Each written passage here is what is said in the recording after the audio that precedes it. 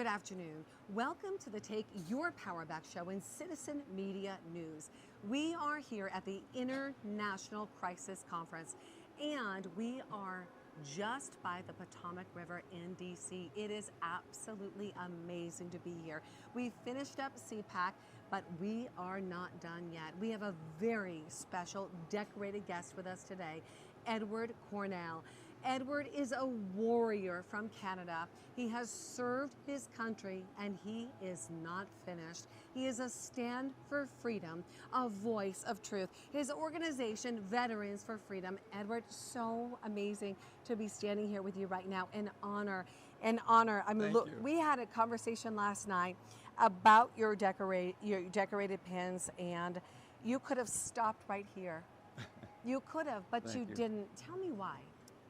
Well, you're talking in reference to what's going on in Canada, or? Yeah, I mean, you could have just sat home with your family, retired. That was my plan, but something else happened. Well, what was it that happened? Well, it was basically a pandemic that came, and things didn't add up. It was really dark times for everybody in Canada, and then out of nowhere, this convoy started taking place. And people were coming to Ottawa, and I knew I had to get off my couch and be there. And so I did. And that's when everything changed. And for me, I'm just a regular guy. I showed up. I had my medals on because I wanted to show people that, a veteran's here to do whatever he can, help out, give you moral support. And I was pulled up to give a speech on the main stage. I spoke to probably, I think, 50,000 people. Wow. And then they pulled me into the inner circle of the leadership to assist with logistics and, trying to make a massive event like this run a little smoother. Because, you can imagine the organization of so many people coming from across the country. They need to eat, they need fuel, they need all kinds of things. So we were there to do that. And it was the most fantastic event in my life. It was amazing. And, it was the best and the worst, the best of humanity, yes, but the worst of what a tyrannical government can do. Yes, you spent time with those Canadian truckers who were beaten. Yes. The first portion of the convoy was fantastic. The government wouldn't engage. All they wanted was a conversation. All they did was come there to protest against having to put a vaccine in your body that you didn't want and being locked down. That was all they wanted to change, but the government wouldn't engage, they wouldn't have a conversation, so they decided towards the end to invoke the Emergencies Act, and that is basically martial law in Canada, and stomp everybody with police and horses and tear gas and rubber bullets, and make that convoy go away, because according to our Prime Minister, Justin Trudeau, people were coming to Ottawa, a small fringe minority with unacceptable views. Gosh. So who decides that? You were one of 200 people whose bank accounts were frozen because you participated. Our government didn't like free speech. They don't like you speaking out.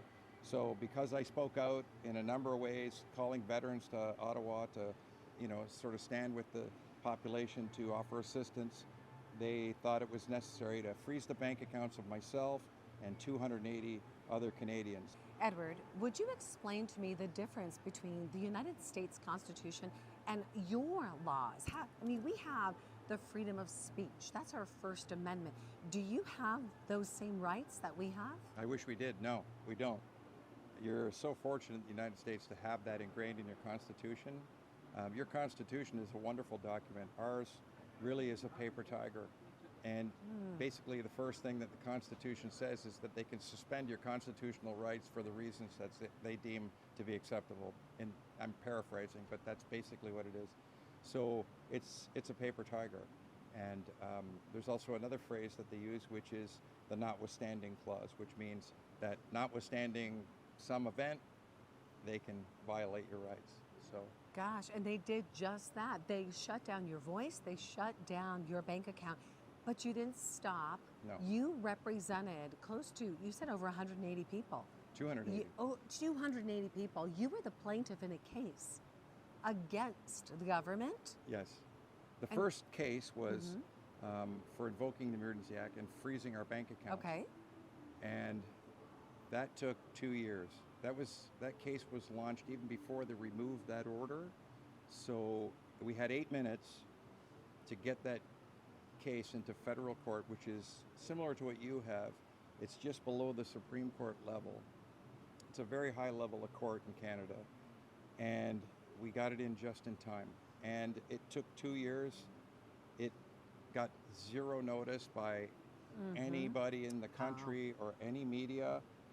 And then on January 24th of this year, Justice Mosley, who oversaw the case, gave a decision in our favor. We won.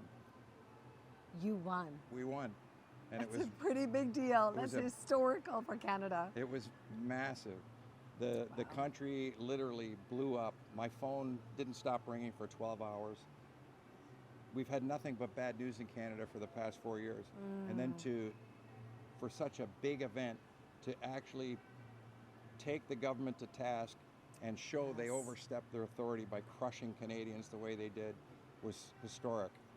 When you have a victory like this, Right. it really sets a precedent. So tell me what we're looking forward to here. This case will stand as a lesson for future cases in our country. My lawyer, Blair Ector, who won the case, he told me that the very next day he was contacted by law schools in the country that they were already teaching this decision. Oh my gosh. Yeah, that's pretty incredible. This is truly empowering the people. Yes. You know, it's so amazing because if we know the law and we know how to utilize the law, it becomes powerful. But in most cases, we don't know how to utilize the law. You know, in our country, we talk about having God's word, knowing how to wield the sword of God's word, and having the Constitution, knowing how to wield that sword, right? So that we are empowered to stand in our God-given sovereignty and freedom. So it sounds like you guys have the tools in place that is actually going to continue, that is going to make an incredible shift in Canada and in the people's voices being heard. That's our hope. You know, violence isn't the way to solve any problem. You know, peaceful non-compliance, resistance is the way to go. It gave Canadians who lost hope over the past 4 years that they stand a chance to be heard and to correct things. So I think moving forward, we're going to see much more successes with this case and other cases, and we've launched a new case, which we're pretty happy about, to hold every one of those people that brought this upon us. And sure, I'm the lead plaintiff, but I represent all Canadians and that had this done to them. So, you know, I'm very mindful of what that means. So I want Canadians to never lose hope and never take a knee, because we can never let them bring tyranny to your front door. It just can't happen. And if I'm still standing, I'm going to fight till my last breath, and I know many other people will too, because this is, if you don't have freedom, you have nothing, nothing. So that's why I do it, and I hope others get inspired and take that decision and let that motivate them to carry on. Edward, That's my hope. you are a voice of hope for Canada and a voice of hope for America. And I believe that we joining forces, the voices of hope joining forces, we the people joining forces, we will take our countries back. We have And to. we'll put things back in their rightful order, the way God intended. I agree 100%.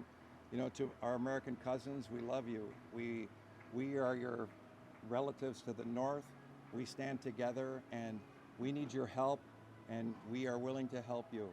So please look to your northern border, and please, look to your northern border and pay attention to what's going on in Canada, because we're a little further down the road than you. I know we're a small country with a small population, but we share so much in our common values and our whole ideology and the way we live. So, keep an eye, and we'll keep an eye on you, and we'll have each other's backs. We can't let them do this to us. We'll stand together, and we're going to win. That's Edward Cornell. And we are going to win. Veterans for America, a stand for the future of our countries, being united and standing in our God-given rights, our sovereignty, our freedom. God bless you, God bless America, and we will see you on the Take Your Power Back show and Citizen Media News next time. Edward, how can people contact you and support your organization? If you'd like to help, contact us at v4f.ca. Really appreciate it. That's v4f.ca. Edward Cornell, an honor to have you here at the Take Your Power Back show and Citizen Media News. May God bless you. May you continue to be that stand for hope for Canada and for us. It is an honor to know you and to have you here. And I have a feeling that we're going to be working closely together. Thank you, Kim. God bless you. God bless America. And let's stand in our God-given freedom. Together we are better. And it is we the people. God bless you. And we will see you very soon. TakeYourPowerBackShow.com. That's TakeYourPowerBackShow.com.